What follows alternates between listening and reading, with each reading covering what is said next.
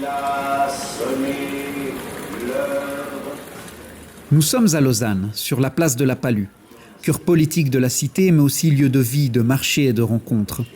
Au centre de cette place, veillant depuis des siècles, s'élève la statue de la justice, symbole de force et de protection, gardienne du peuple lausannois. Pour en comprendre les origines et les symboles, rencontrons Claude Alain Kuncy, conservateur du musée historique de Lausanne.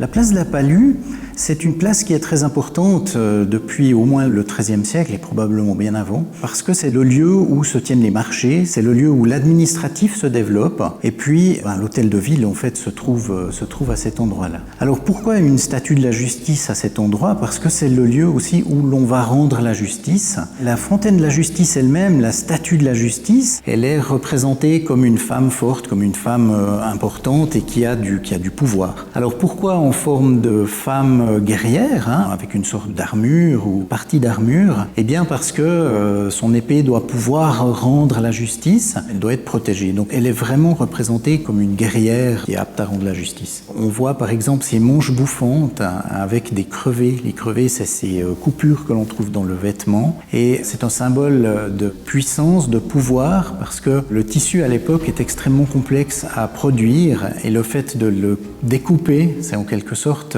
quelque chose qui est choquant. Véritable protectrice du cœur de Lausanne, la justice inspire aujourd'hui une nouvelle expression de force et d'identité. Un héritage réinventé, prêt à prendre vie sur le terrain.